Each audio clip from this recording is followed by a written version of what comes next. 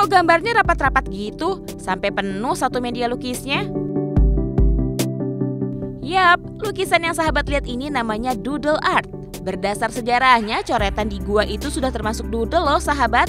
Secara umum doodle artinya mencoret. Coretannya bisa gambar abstrak sampai objek yang berbentuk. Awalnya sih hitam putih, tapi sekarang sudah berkembang dan berwarna loh. Salah satunya yang berinovasi adalah Rian Aditya Hidayat. Dari kecil sih hobinya emang coret-coret, sampai akhirnya dia membentuk komunitas Indo Doodle pada 2013.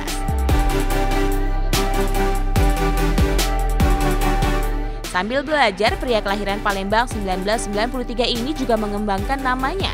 Pada 2018 misalnya, dia diajak berkarya untuk penggalangan dana gempa Lombok. Wah, luar biasa ya sahabat. Kini Rian juga berinovasi membuat doodle lebih berwarna dan menuangkannya dalam berbagai objek seperti botol minum, gelas, dan kartu pembayaran.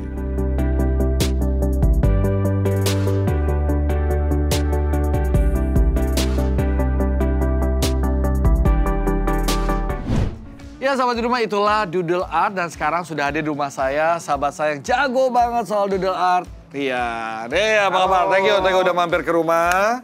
Nah nanti kita lihat nih sekarang juga karya-karya dari Rian ya. Ini kita mulai dari yang sini dulu deh.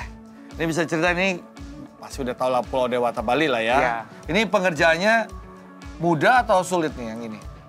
Kalau dibilang mudah, dia kesulitan utamanya itu justru di awalnya. Jadi kayak kita nulis dulu cerita, baru nanti divisualin jadi doodle. Oke, Gitu. ini ceritanya apa nih, penasaran saya. Jadi kalau ini nyeritain tentang gamelan Bali. Oke. Jadi kita mau nyeritain tentang bahwa hidup itu harus harmonis dari manusia dengan alamnya. Makanya nanti ada hewan yang mana itu juga menjadi habitat mereka.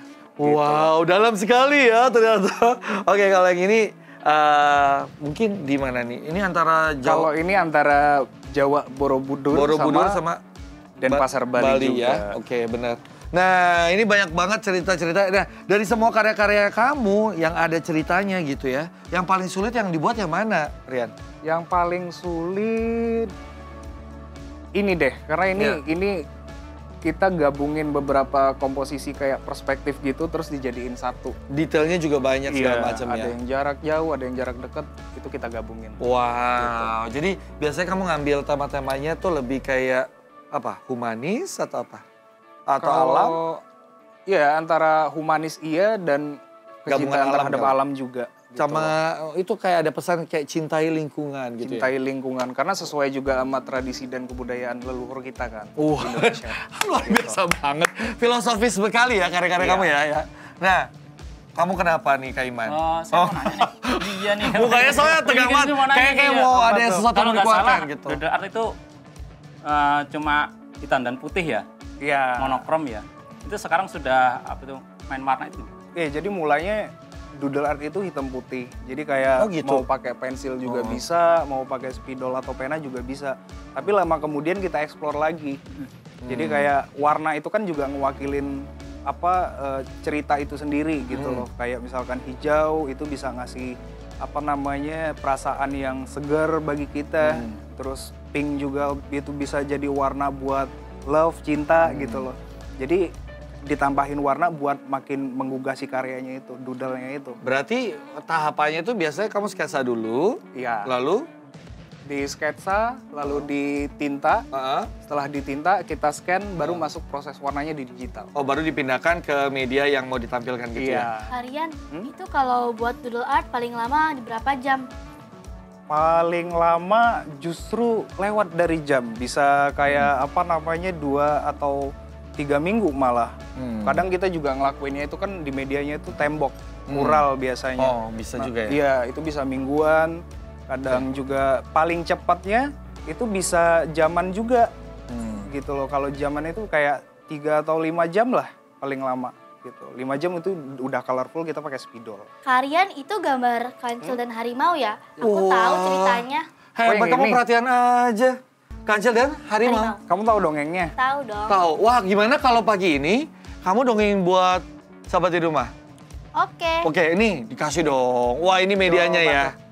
Nah, kamu siap-siap boleh. Nah, saya ingatkan ke sahabat di rumah, jangan kemana-mana dan sekaligus kita akan diingatkan ya bahwa jangan ragu untuk terus berkarya. Karena siapa tahu bila digunakan lagi, nanti bisa dijadikan sebagai media bercerita yang membanggakan orang-orang di sekitar kita. Nah, semoga apa yang ditampilkan oleh keempat sahabat saya ini bisa menginspirasi Anda semua. Kita jumpa lagi minggu depan dengan topik yang lebih luar biasa lagi. Sekarang pagi ini kita lihat cerita dari Pipo. Yeay! Ini adalah sebuah kisah tentang seekor kancil dan harimau. Pada suatu hari, saat kancil sedang mencari rumput, tiba-tiba harimau datang dan akan memakannya. Kancil yang cerdik segera berkata, "Jangan makan aku, Tuan Harimau. Rajaku bilang akan mengejar dan melawan siapapun yang memakan rakyatnya. Rajaku sangat hebat dan kuat. Tuan Harimau pasti tidak bisa mengalahkannya." Mendengar ucapan kancil, harimau menjadi penasaran. Harimau lalu berkata, "Bawa aku bertemu dengan rajamu." Kancil yang memiliki banyak ide segera mengajak harimau ke sumur. Sesampainya di sumur, kancil segera menempelkan telinganya ke dinding sumur. Kancil bilang, sepertinya raja sedang tidur." Harimau yang melihat kancil berbisik semakin penasaran. Harimau pun melihat ke dalam sumur dan berkata, "Raja Kancil, keluarlah! Suara harimau terdengar menggema. Harimau mengira itu adalah suara Raja Harimau yang sedang marah. Harimau semakin penasaran. Lalu dia berkata, "Raja Kancil! Cil, cil, cil." Lalu Kancil berkata, "Sebaiknya kamu pulang saja, harimau. Rajaku marah." "Tidak, aku ingin bertemu dengan Raja Kancil," ucap harimau. Kali lagi harimau berteriak memanggil Raja Kancil. "Raja Kancil, keluarlah! Aku ingin bertemu dengan dia." Ya. Harimau semakin penasaran. Ia lalu bertanya kepada Kancil, "Kancil, aku mau masuk, tapi bagaimana ya caranya?" "Jika memang Tuan Harimau siap, silakan naik ke ember itu. Aku akan membantu Tuan ke bawah dengan tali untuk bertemu raja," kata Kancil dengan lagak ketakutan. Harimau menaiki ember. Kancil kemudian menggerek tali ember pelan-pelan. Di pertengahan, Kancil menggoyangkan tali ember hingga harimau kehilangan keseimbangan. Tiba-tiba, piur! Harimau terjatuh ke sumur. "Silakan bertemu dengan Raja Kancil, Tuan Harimau," ucap Kancil sambil berlari. "Awas kau, Kancil!" ucap harimau yang marah. Demikian cerita Kancil dan harimau. Sampai jumpa lagi.